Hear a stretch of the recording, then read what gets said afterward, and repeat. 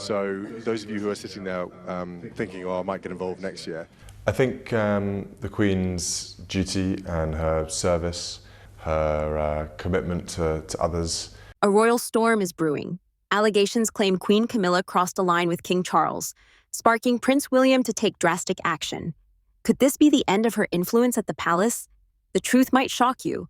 Watch until the end and hit subscribe for more royal updates. The evening at Balmoral Castle should have been one of ease and tradition. Golden light spilled through the tall windows, falling across tapestries that had hung for centuries. The dining room buzzed softly with clinking glasses, scattered laughter, and the faint echo of a piano in the corner. For most, it was just another royal dinner, a gathering meant to remind everyone of unity. But tonight, unity was nowhere to be found. All eyes shifted when Queen Camilla entered. Her gown, a deep emerald green, shimmered with each step, and the tiara upon her head caught the chandelier's glow. She wore a confident smile, but her sharp gaze betrayed her purpose. Tonight was not just about wine and conversation. She had an agenda.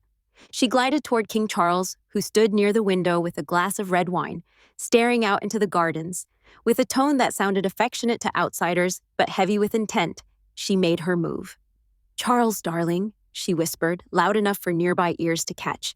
"I think it's time we add 2 charities I've been patronizing to the royal agenda this fall. They'll be a perfect way to connect with the younger public." The request was designed to showcase her power, to cement her influence, but Charles, weary and heavy-eyed, gave a small shake of the head. His reply was polite, yet unyielding. "No, Camilla. We should focus on William and Catherine's projects. Those are what the country needs right now." The words struck like thunder in the quiet hall. A spoon clattered against a plate.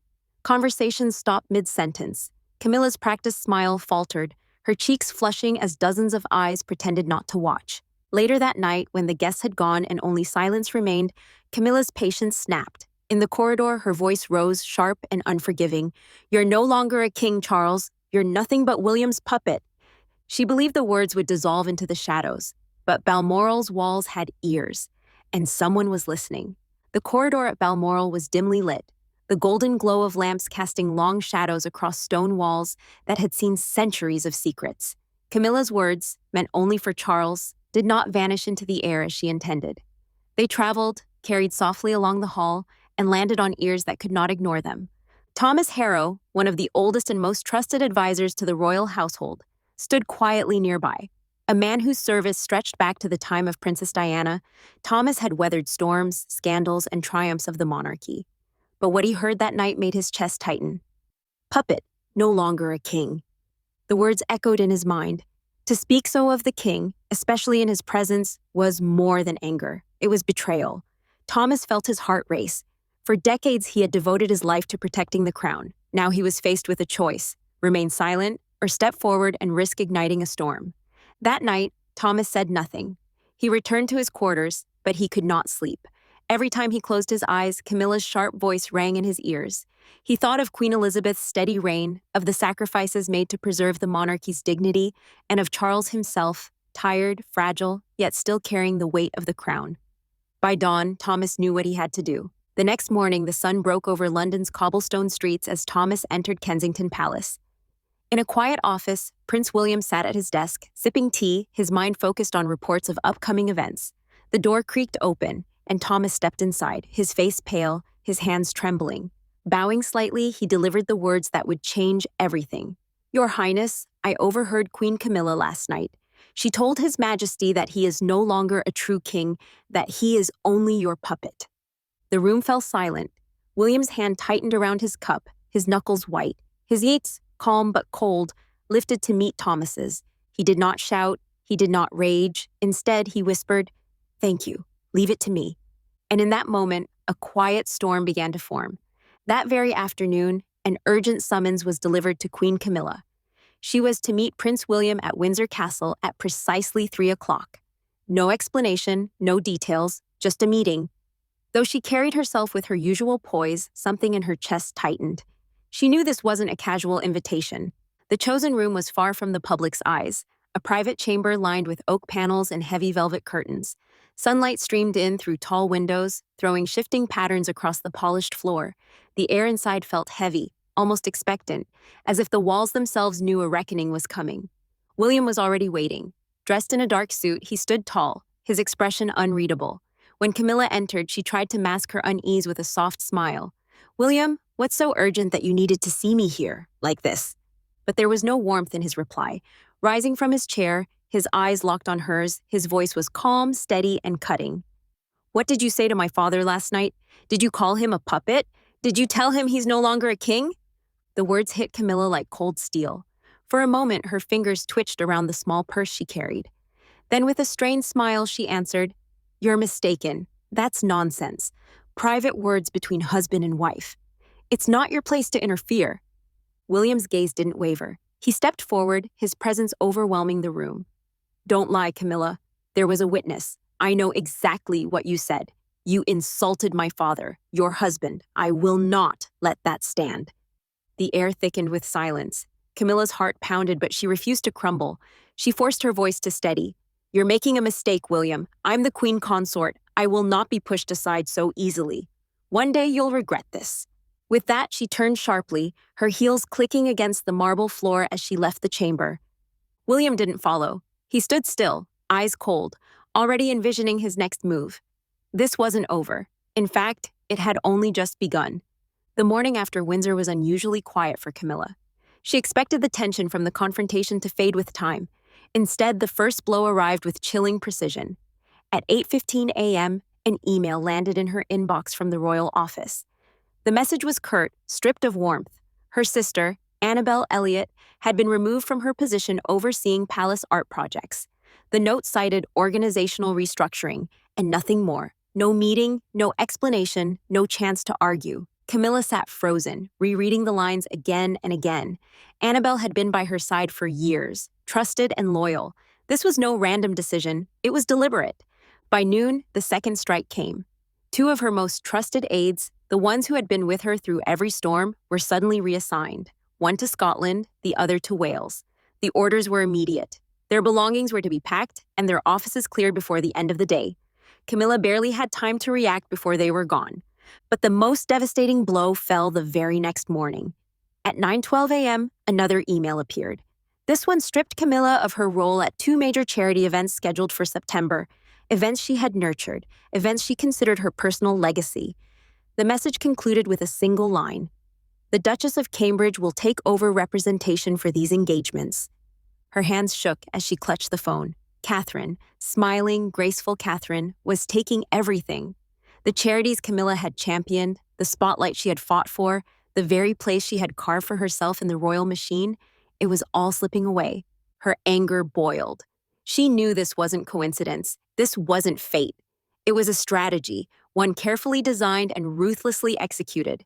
And though no one spoke it aloud, she could see the invisible hand guiding each move. Prince William. By the afternoon, Camilla could no longer contain the storm inside her. The blows had come too quickly, too cleanly to be anything but deliberate. Her sister dismissed, her aides exiled, her beloved charities stolen. This was war, and she would not sit silently in defeat. She marched down the long corridors of Clarence House, her heels striking against the marble floor, the sound sharp as a drumbeat. When she reached Charles's study, she flung the door open without knocking. Charles sat at his desk, glasses perched low on his nose, a stack of conservation reports spread before him. The warm light of a desk lamp highlighted the deep lines in his face, making him look older, wearier than ever. Slowly, he lifted his gaze to his wife. Camilla's voice cracked like thunder. "Do you know what's happening, Charles? My sister? Gone. My aides? Sent away like common staff. And now my charity work handed to Catherine as if I never mattered. This is William's doing. He's stripping me piece by piece, and you're allowing it." Charles set his papers down carefully, his hands steady but his eyes heavy with sadness. He didn't answer at once. For a long moment, the only sound was the ticking of the clock above the fireplace.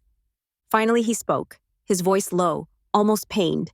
"Camilla, William is acting on what he believes is right. I cannot interfere." Her jaw dropped, her fury flaring brighter. "You cannot interfere. I am your wife, Charles. I stood by you when no one else would. I endured every headline, every whisper, every scandal. And now you let your son humiliate me over one angry remark? You're the king. Or are you just a shadow that he controls? But her words did not ignite fire in him. Instead, they deepened his silence. Charles lowered his eyes, turning away, the weight of her accusations pressing on him like chains. Camilla's chest heaved as she stared at him, waiting for a defense, for a spark of loyalty. None came. With a final glare, she spun on her heel and stormed out, her fury echoing down the corridor. In that silence, Charles closed his eyes. He was not just a husband, but a king torn between love and duty. Camilla's anger didn't fade. It hardened into resolve. If Charles would not defend her, she would defend herself. She had fought for decades to secure her place by his side, and she was not about to be erased by William's quiet maneuvers. Within days, she began to move in the shadows. No public statements, no outward signs of rebellion. Instead, discreet meetings were arranged, some in tucked-away corners of London cafes, others in the drawing rooms of noble allies who still clung to tradition. These were people who remembered the old ways of the monarchy, people wary of William and Catherine's modern influence. Over cups of tea and whispered conversations, Camilla laid out her case. "William is running the family as if Charles no longer exists," she said, her voice low but charged with emotion. "He is overstepping, undermining tradition, and sidelining me, the queen consort, while my husband still reigns. Is this the monarchy you want? One where the king's wife is cast aside by his son?" Her words found sympathetic ears. Heads nodded. Some advisors, especially the older ones, had already felt uneasy about William and Catherine's fast-paced vision for the monarchy. They saw Camilla's plight as proof of their fears, that William was pushing too far, too soon. Whispers began to circulate in palace corridors. Questions were raised behind closed doors. Was the Prince of Wales exceeding his authority? Was the monarchy shifting power before its time? The tension grew. It was no longer just a private quarrel. It was a fault line forming within the royal family itself. And Charles, already worn down by the burden of the crown, began to feel the pressure from both sides. His wife's quiet campaign was gaining traction. His son's decisive actions were reshaping the monarchy. Camilla was not finished, not by a long shot. She had rallied allies before, and she believed she could do it again. But William was no ordinary adversary. He was patient, calculating, and armed with a fierce determination to protect his father. And soon the clash between them could no longer be delayed. The whispers reached Charles sooner than expected. Advisors loyal to Camilla quietly pressed him, urging him to see that William was taking too much power into his own hands. Others warned that the monarchy's unity was cracking under the strain. For Charles, it was unbearable, a storm building inside the family he had spent his life trying to steady. Unable to let it fester, he summoned his son to Balmoral. The chosen place was the castle's ancient library, a room lined with towering shelves of leather-bound books and smelling faintly of polished oak. A crystal chandelier glowed above, casting light across the heavy desk where Charles sat waiting. When William entered, tall and composed in a navy suit, he bowed slightly to his father. There was respect in the gesture, but also steel in his eyes. Charles spoke first, his voice weary. "William, you're pushing things too far. Camilla is my wife, the queen consort. Your actions, dismissing her sister, stripping her duties, cutting her off from her charities, are tearing this family apart. I need you to stop, for the sake of stability." His words were not sharp commands, but a plea. Behind them lay the torment of a man torn between loyalty to his wife and faith in his son. William clasped his hands behind his back and lifted his chin, speaking with calm certainty. "The more you indulge her, father, the more she disrespects you. She called you weak. She called you a puppet. I am not acting for myself. I am acting to protect you, to protect this family, to protect the monarchy's legacy." The words landed like arrows. Charles looked down at his desk, his fingers trembling slightly against the polished wood. Deep down, he knew William was right, yet the ache of a husband's heart refused to let go of Camilla so easily. William bowed once more and turned to leave, his footsteps echoing across the library floor. Charles remained seated, silent, staring into the distance as the weight of his son's words pressed on him. That night, alone in the same library, he opened his late mother's old notebook. Elizabeth's words about duty and loyalty stared back at him, and by dawn, Charles knew his decision could no longer wait.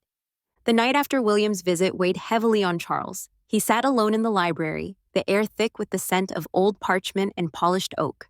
Before him lay a small leather-bound notebook once belonging to his mother, Queen Elizabeth. Its pages were filled with her neat handwriting, words about honor, sacrifice, and the unshakable duty of the crown. Charles traced the faded ink with trembling fingers. His mother had always put the monarchy first. even when her heart pulled her in another direction. And now the same test of loyalty was upon him. His wife, the woman he had defied the world to stand beside, had spoken words that cut deeper than any scandal. His son, the heir he had raised, was demanding decisive action to protect the throne. By dawn, Charles's mind was set. The next morning, as pale sunlight filtered into his study, a single document sat on his desk. Bearing the royal crest, it was drafted in formal language but carried the weight of a lifetime's choice. With steady hands, Charles signed the decree. It granted Prince William full authority to handle the family's internal crisis, unrestricted power to act on behalf of the king. As the pen left the paper, Charles exhaled deeply.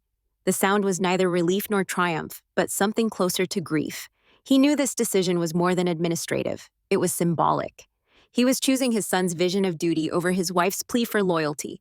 He closed his eyes, leaning back in his chair, the signed decree heavy in its finality. For all his authority as king, he suddenly felt like a man caught between two lives, his crown and his heart.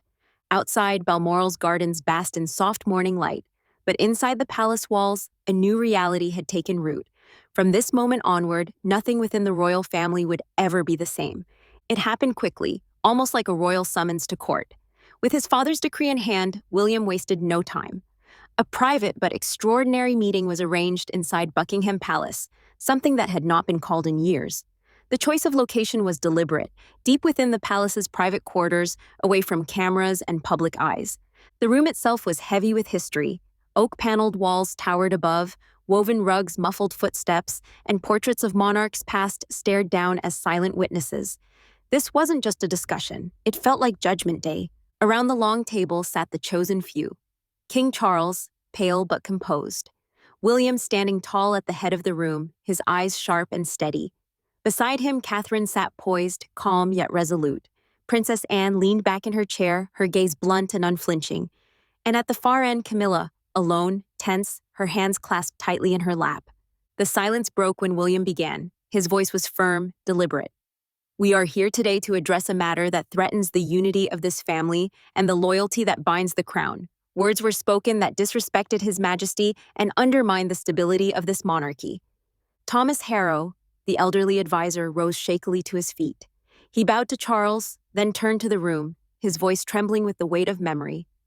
On the night of July 15th at Balmoral, I overheard Queen Camilla. She claimed His Majesty was no longer a true king, that he was but a puppet. Every word struck like a hammer. Camilla's face tightened, her lips parted as if to protest, but no sound came. Then Sir Edward Langley, the constitutional advisor, unfolded a letter sealed with the royal crest. His tone was measured, emotionless. This is His Majesty's statement, signed and dated. It confirms Queen Camilla's words were indeed spoken and grants Prince William authority to resolve this matter. The silence that followed was suffocating. Camilla's eyes darted across the room, searching desperately for an ally. Not one face met hers.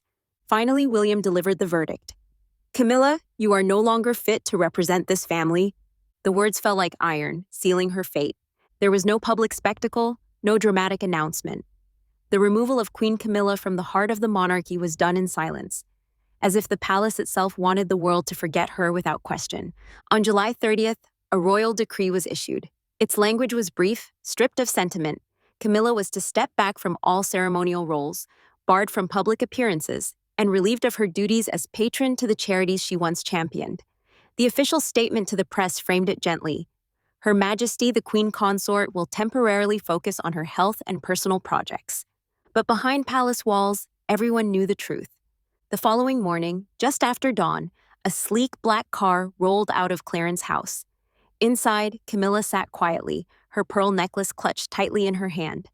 No crowds gathered to watch, no photographers swarmed the gates. It was a departure wrapped in silence, a quiet exile.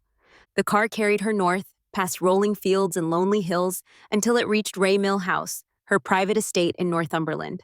Once, it had been her sanctuary, a place of comfort and retreat. Now it felt more like a gilded prison. The landscape outside her window mirrored her mood. Barren fields under gray skies, wind sweeping across empty hills. She pressed her palm against the glass, her eyes vacant, her heart heavy. Meanwhile, the charities she had nurtured for years were swiftly reassigned. Catherine, radiant and beloved, stepped gracefully into Camilla's former roles.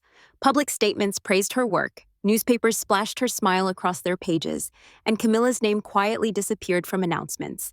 At Buckingham Palace, Charles sat alone in his study, staring at a photograph of his late mother. He had chosen silence, neither defending Camilla nor explaining her exile. For the king, it was a sacrifice of love for the sake of duty. For Camilla, it was abandonment. Whispers spread across social media and in private circles. Camilla has fallen, William has won. And in the stillness of Ray Mill House, Camilla felt it too. With Camilla gone from the spotlight, a new chapter began to unfold inside the monarchy. Slowly, almost seamlessly, William and Catherine stepped into the roles that had once felt reserved for another time, roles of leadership, vision, and connection with the public. It started with small but symbolic changes. Instead of ornate ceremonies weighed down by tradition, William emphasized programs with modern impact. Events once dominated by glittering formality became platforms for education, mental health awareness, and environmental protection. Each initiative was carefully designed to speak directly to younger generations, the very audience the monarchy needed most to survive. Catherine, poised and radiant, became the public face of these efforts. She led media campaigns with a quiet confidence, appearing not only in grand halls, but also in schools, hospitals, and community centers. Social platforms lit up with her presence, her warmth reaching millions who had never before felt touched by royal life. The effect was immediate. Newspapers praised William and Catherine as the fresh face of the monarchy. Commentators drew comparisons to Queen Elizabeth's early reign and even to Princess Diana's ability to connect with ordinary people.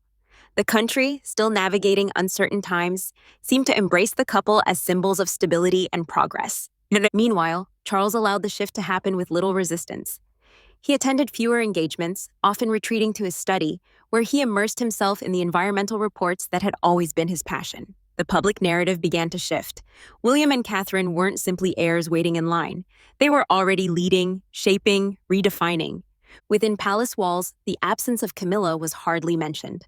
Her charities had been reassigned, her calendar erased, her profile quietly removed from the royal family's website. To the outside world, it seemed as if she had simply melted into the background. But for William and Catherine, it wasn't about her absence, it was about what came next. They were no longer just the future of the monarchy, they were its present. So now we turn the question to you. Do you believe Camilla will ever reclaim her place, or has William truly closed the door forever? Share your thoughts in the comments below, and if you want to follow every twist and turn in this royal saga, make sure to like, share, and subscribe for more.